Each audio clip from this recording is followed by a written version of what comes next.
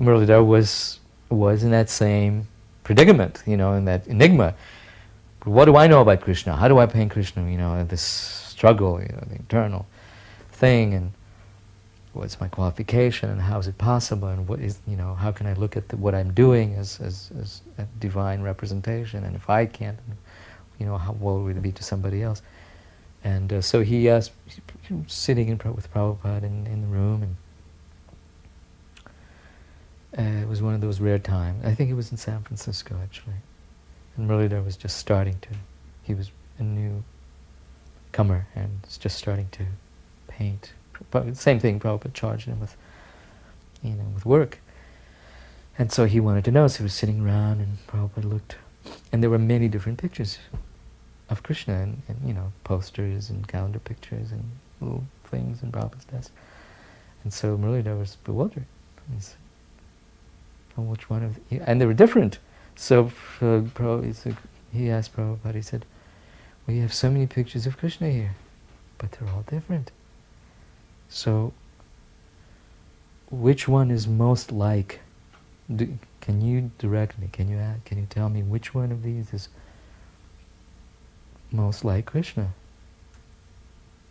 And he said, and Prabhupada looked at him as though he was totally crazy. He said, I've never received such a clear message from anyone that I'm out of my head. Prabhupada looked at him and he said, "They're all Krishna.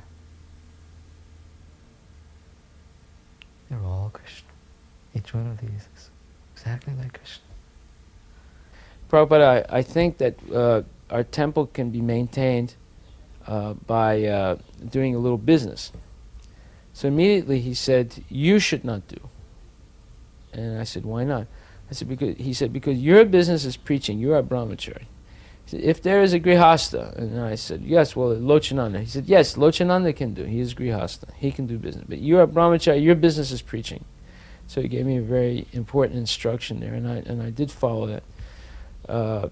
And Lochananda did start the business at that time, and it helped the temple a lot. But Prabhupada was very firm about that point.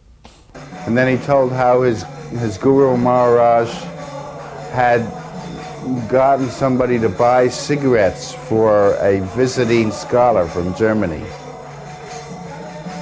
Yeah, I mean, he was open-minded. When I was in Russia, because there was a scarcity of food, he found out everything was the same in the stores.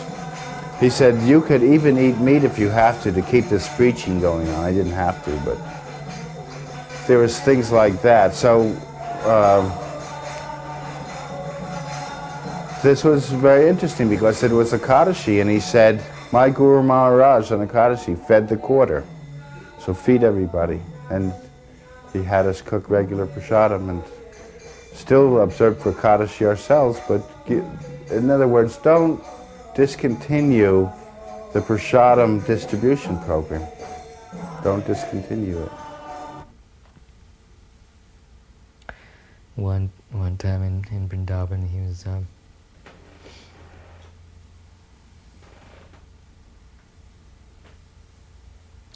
he was recovering after a long illness. Apparently, began to take his morning walks again, and the devotees were overjoyed to, turned out in great numbers to walk with him. And then Prabhupada was feeling very inspired. These walks, but he would come back from his morning walk. He was practically exhausted. He would be laying there for the rest of the day. But on the morning walk, he was energetic. He would talk and be very animated and argue it, be very strong. And so I remember one morning he said, "How is this?" He said, "I can walk, and when I'm walking, I have the strength, and here we are talking and walking, and I'm feeling strong. But when I get back, I'm He was just thinking out loud. He said, I have no strength. I cannot move almost. I said, what is that? And it was the other devotees who became really thoughtful with him, what is that? How is that? And Brahmananda said, it's transcendental, Srila Prabhupada. And Prabhupada looked at him for a moment and said, yes.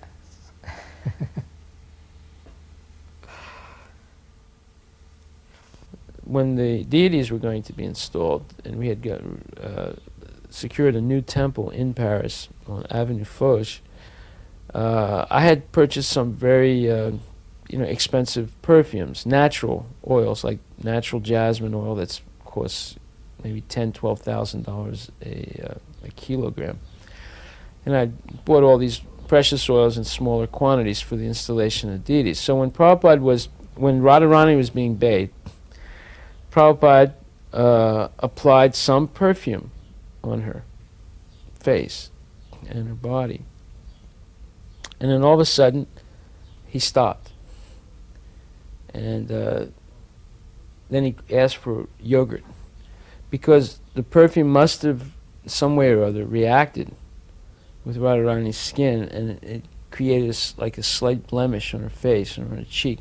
So for the next 20 minutes, Prabhupada bathed her cheek with yogurt. And I felt very bad about that I had, I had purchased that oil.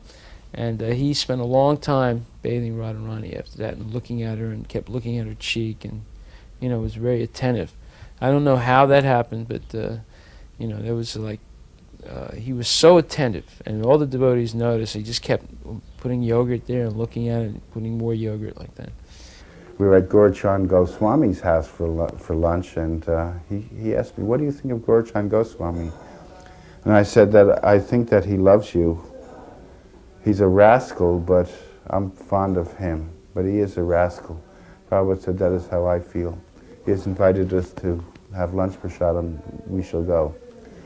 So we're there, and again Prabhupada was sliding different chapatis, puris, sabji on my plate. He just kept on feeding me like that, all bitten, which I thought was great. And so then I would slide it on somebody else's plate so they could share in the nectar.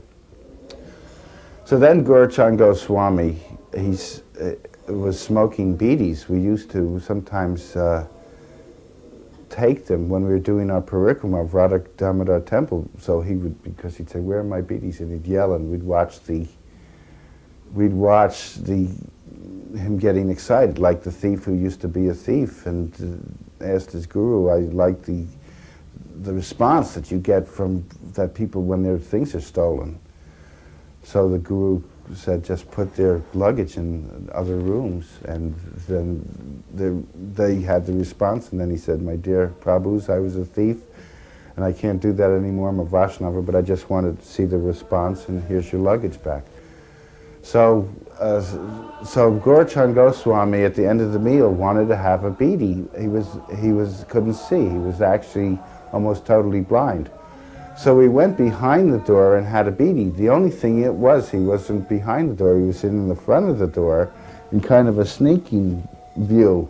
And Prabhupada was eating, so then I said like that, and we had a good laugh because it was really obvious. He was trying to sneak and there was smoke all over the place. So I saw how he freely gave of his time to them, and he would listen to their problems. He would even, that was the wonderful thing, he would even talk about their family problems. He would talk about, petty things. And then, he would encourage them to come more often to the temple. Or, for example, Dr. Patel, at one time Dr. Patel was sick for a few days on the morning walk. So Prabhupada got very concerned. Where is Dr. Patel? Somebody please call him, find out what's happening. So, overall, I was in Bombay for many years. Then I became the president of Calcutta.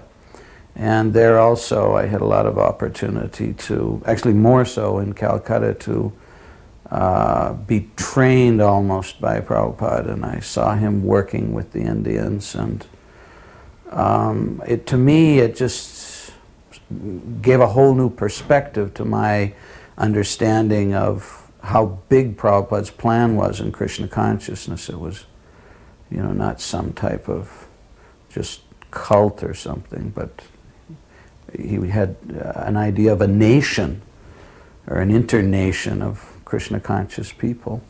I asked Prabhupada that Gaurachan Goswami is in the Goswami family, but he doesn't want his son to eat prasadam with us. And Prabhupada said, yes, that is a distinction. You can find out how they really feel about us in Vrindavan. Invite them to prasadam. And if they come, they are for us, and if they don't, they are not. And it was one of these little etiquette things.